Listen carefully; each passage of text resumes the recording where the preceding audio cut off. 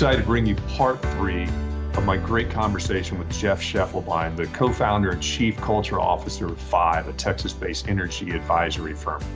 Jeff has this wonderful concept that he calls living an undivided life. And I asked him in this last segment to just share what that means. And wow, is it rich. Enjoy. I want to get you to talk about this phrase. I don't know if you coined it or you heard it somewhere. I learned it from you. I'm stealing it from you. I'm just telling you right now, I'm going to start using this phrase of an undivided life.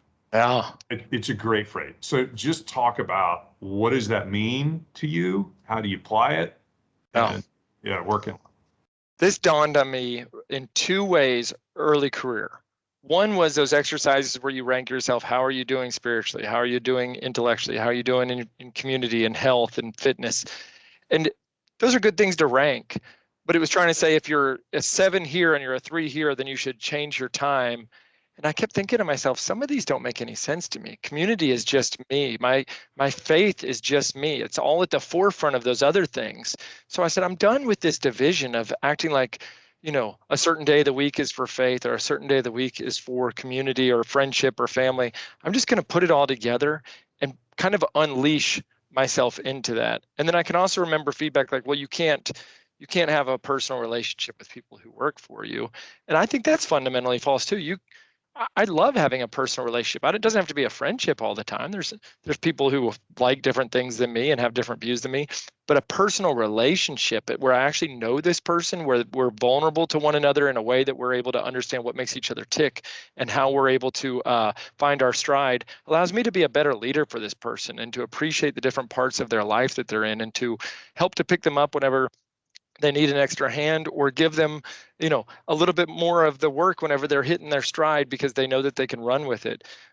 This concept of undivided life and living an undivided life has really kind of unleashed in me the ability to just have freedom. And it's freedom to be present and to get out of my head, to get out of the story, to stop worrying about which version of me is supposed to show up. So work, church, family, or at the bar, it's just Jeff. And by the way, somehow 5.5 years ago, I got a chance to launch a show on a Catholic radio station called Undivided Intention. It's just that my intentions are undivided. And coming soon to a website near you, I bought the URL and I'm working on the website for my speaking called undivided.life. So put it out there, and it'll put more pressure on me to go ahead and finish out the website. Nice. Yeah, so you have to figure out trademark that too. You probably already done that. So I love that. I want to prompt you to talk about how you apply that to work, and the passions, the values you have that impact all of your life, but especially for someone like you in a leadership position, influence over these great resources, influence over these people that work with you every day. How are you living undivided? How does that show up in your work?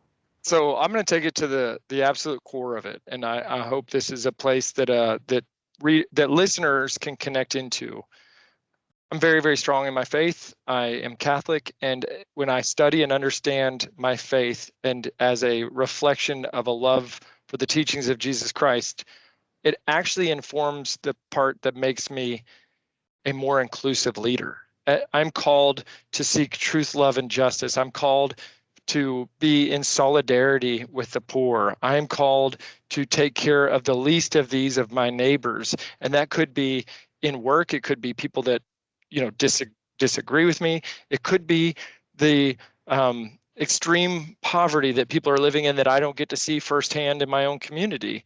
And so I even think about the world of sustainability. For me, my connection all the way back to caring tremendously about sustainability is that a population, a less advantaged population is going to be more adversely impacted by waste, by climate change, by anything that would create pollution.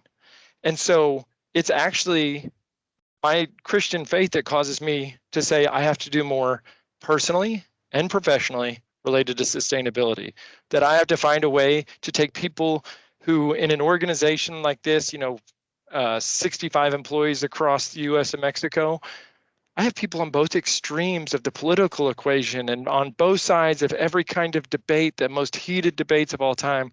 How do we create places of dialogue by not being stuck in our heads and not being kind of behind the veil of a label, but helping people to see that a human being can talk to a human being and have an incredible dialogue, even in disagreement. And I'm able to bring that to work because a long time ago, I just decided that I was going to just own who I am in family, in faith, my gifts at work, my shortcomings at work. And then that allows people to latch on to one another almost like a puzzle piece. Like it becomes very beautiful when you stop trying to be all things or have the perfect outward appearance of who you are. I'm just a puzzle piece. So there's holes in parts of it and there's parts that stick out, and it doesn't fit everywhere, but it certainly finishes out something pretty beautiful.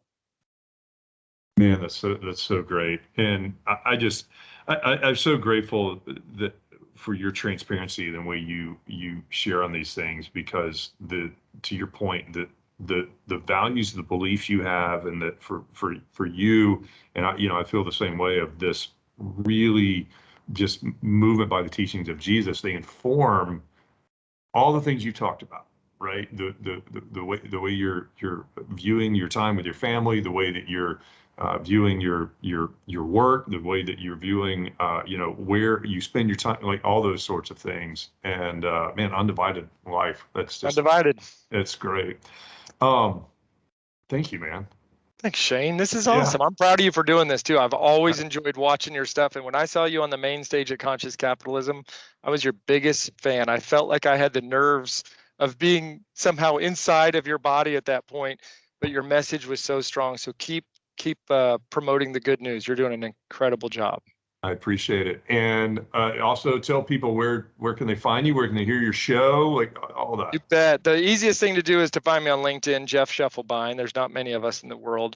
My company's website is energyby5.com. The company is just 5, but they don't let you do that as a URL. And coming soon to you, I'll have the website up for undivided.life with more resources there as well. Fantastic. Thanks, Jeff. Thanks, Shane.